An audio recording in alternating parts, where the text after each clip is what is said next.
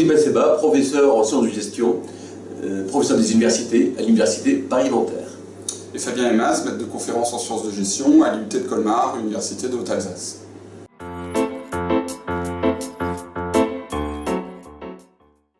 Nous avons lancé il y a quelque temps avec Fabienne Boudier la collection Drôles de marché.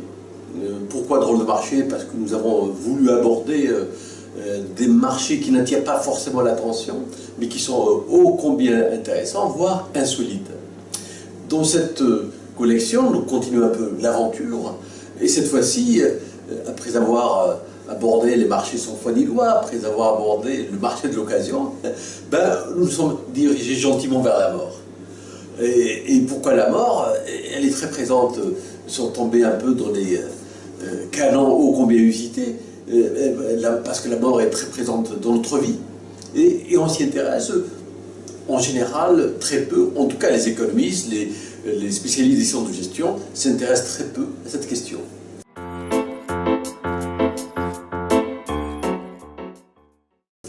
La première chose qui nous a marqué dans ces recherches pour évoquer ce marché de la mort, c'est d'abord la multiplicité. En réalité, bien sûr, si la question des obsèques est centrale, et nous y consacrons un chapitre, il y a aussi une multitude de marchés qui qui concernent la question de la mort, que ce soit la prévoyance, la dispersion des cendres, et puis également cette question autour des manières de contourner la mort ou de chercher à éviter la mort à travers l'alimentation et puis les questions plus technologiques comme la cryogénisation ou bien le transhumanisme. Et au final, je crois que l'un des apports de ce livre, c'est justement de rassembler toutes ces questions dans un même ouvrage, ce qui, à notre connaissance, n'a pas été réalisé jusqu'à présent et qui permet d'aborder la mort sous différents angles. Et puis, autre élément qui donne une certaine importance à ce livre, certainement, c'est que nous sommes tous concernés. D'une part parce que, sauf si les transhumanistes finissent par avoir gain de cause, nous y passerons tous, et puis parce que, eh bien, dans la vie, on est presque tous amenés à un moment ou à un autre à organiser des funérailles, ou bien à se poser la question de la prévoyance, par exemple.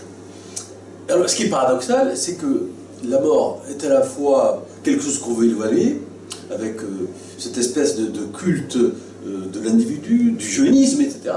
Donc on ne regarde pas les personnes qui vieillissent, parce que qui dit vieillissement dit disparition, et donc notre propre disparition. Mais de l'autre côté, la mort n'est plus un tabou.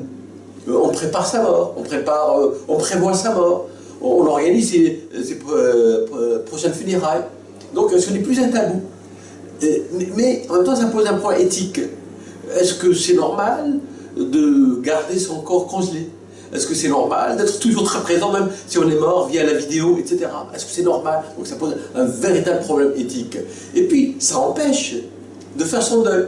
Alors, qui dit disparition, dit passage à autre chose et préparation de sa propre finitude. Mais si la personne disparue est toujours là, ça pose un vrai problème et ça empêche de faire véritablement le deuil.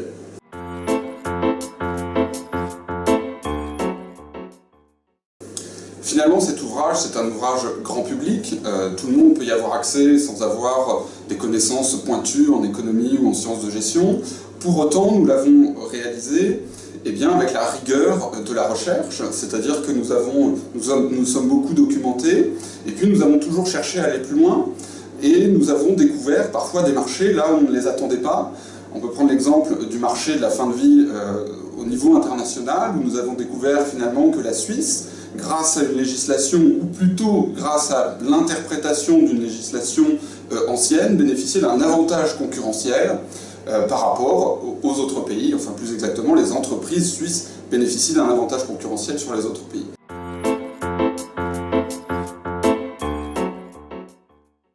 L'aventure n'est pas terminée, dans la mesure on va continuer ce processus de publication d'ouvrages sur des marchés insolites. Et le prochain ouvrage portera sur la musique et il sera probablement sur le marché d'ici la fin du mois, ou plus tard, la fin du mois d'avril. D'autres ouvrages de la même collection ou dans la même collection suivront, bien entendu.